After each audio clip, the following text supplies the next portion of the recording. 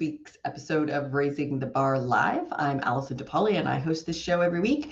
We talk about how to raise the bar in your benefits plan, not just medical, but pharmacy, dental, vision, disability, life products. And we offer help for both the employer and sometimes for the employee in how to use their plan a little bit more effectively. So, welcome and thank you for joining us today. We've got a quick episode today. We are going to talk about how to control costs for brand and specialty medications. So, about 2 weeks ago, we did an episode about how to save money on generic drugs, and generic drugs are probably 60 or 70% of your total pharmacy budget. Um, and most of your people take specialty medications. So we talked about a couple of examples of saving between 75 and about 90% on generic medications. So that is a pretty good way to control your costs. And this week we're going to talk about name brand medications. So brand names and specialty drugs a little bit too. They're a little bit of a different animal. So if you are an employer and you see what kind of prescription usage you have, you see that most people take generics, probably close to 90%. 88, 90% is a good generic participation number. And 10% or less of your employees are taking a brand or a specialty medication, yet it's driving about 30 to 40, sometimes 50 or 60% of your costs. So it's really important to make sure that you are paying the right price for those medications. So how do you do that? Well, like any good curious person, I went to ChatGPT and I got 3 answers. So I'm going to give you those today. I don't think you'll be surprised by any of them. Use generic drugs. So often you can do that. Generic drug has the same active ingredients, but may have different fillers, the stuff that keeps the drug together, or format or something like that. And they don't have all the research expense. So they cost a little bit or a lot less money. 2 is shop around for the best price. I will tell you that you should always shop around for the best price. Maybe not every month. That's probably a little bit excessive, but once a year, twice a year, it is a great idea to do a quick search and see where you can get the lowest combination price for the basket of medications that you take. I did a search last week for somebody, and one of the national pharmacy chains, drugstores, was quite high. And once again, Walmart, Costco, and our grocery chain, HEB, were the lowest. So wherever you are, check that out. May not be worth doing it every month, but once or twice a year, it's probably a good idea to check and see where you can get the lowest cost for the basket of drugs that you take. Next, patient assistance programs. I know a lot of you have heard of those. Patient assistance programs, manufacturer assistance programs. They do depend on household income, not employee income, which is why they're so hard to manage for employers. And it also depends on if the drug is covered under the health plan or not. Some employers carve out specialty drugs entirely, making the patient assistance programs much more accessible, and some do not, which means they can be more limited. Also, there are different types of copay assistance programs for different medications depending on what your copay is. And that usually happens in the pharmacy itself. So you don't need to do too much research there. I want to add something to this ChatGPT list. So it's a good start. ChatGPT for us has been a pretty good start, but we always add our own touch. And I want to talk about alternate sourcing for specialty medications. And that can mean simply sourcing it outside of your PBM. It could mean sourcing it from an international company, a country, a tier 1 country. An international tier 1 country would be Canada. And then providing the support to do that. I had a client who was considering carving out their specialty meds and sending all of their employees to a Canadian pharmacy to get their specialty medications and then reimbursing them.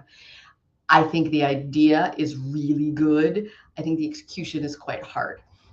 There are pharmacy benefit managers that have fiduciary obligation to you that can help you with this. They do charge a fee. They have to do quite a lot of work for that fee. So I don't have any headache with really any of those fees that I have seen. Or there are companies that are not pharmacy benefit managers, but they simply source brand and specialty medications. And they also charge a fee. They do a lot of work for those fees. And most of them require PBM or separate company that sources those medications that you, in return for getting this drug for a lower cost, sometimes up and significantly 60, 70, 80% lower cost, that you help the employee as well and cover that prescription for them at 100%. So I think that's a pretty fair deal all around. And it helps with the employee who needs to get a new prescription. They have a little bit of work to do as well.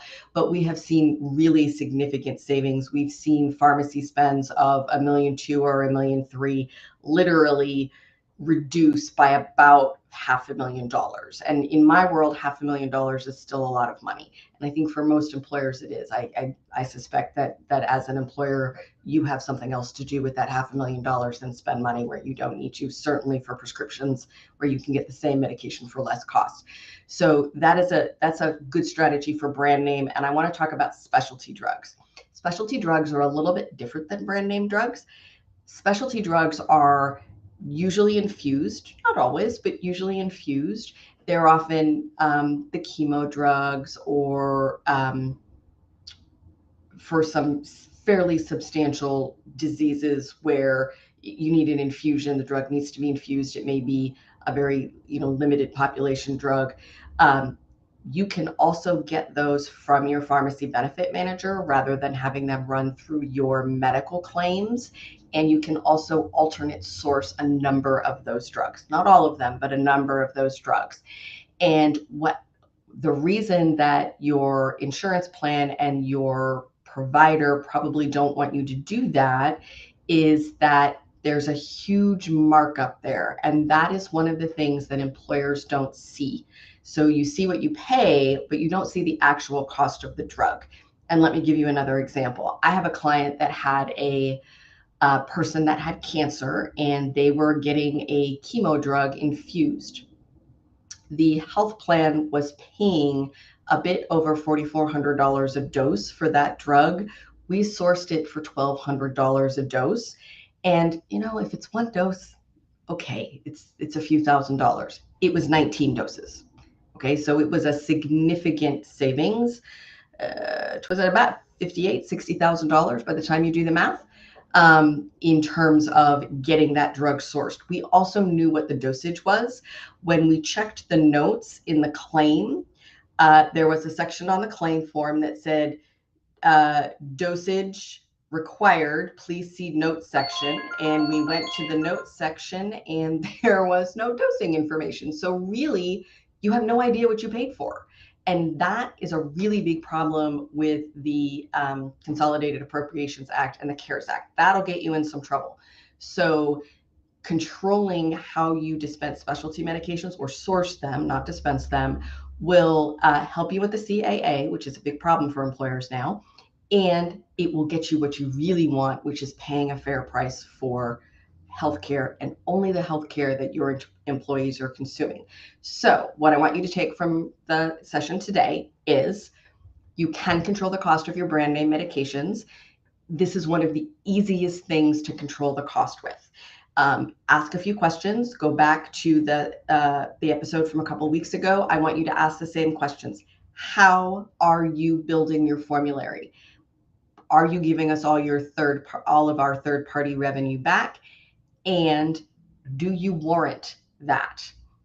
PBM contracts are very, very challenging, very complicated, and you want to see very clearly at some point in this contract that there is a warranted statement that you are getting all of your third-party revenue back, and the only revenue that the PBM is accepting is their admin fee. Now, fair warning, you're not going to see a $3.50 admin fee. You're going to see an $8.50 admin fee per script or a $10.50 admin fee per script. That's okay. You will more than make up for it in your prescription savings. So ask the 3 questions. How are you building the formulary? Are you giving me all my third-party revenue back? Do you warrant that you are acting with fiduciary responsibility to us as the plan sponsor and not to anybody else? With that, we'll see you next time.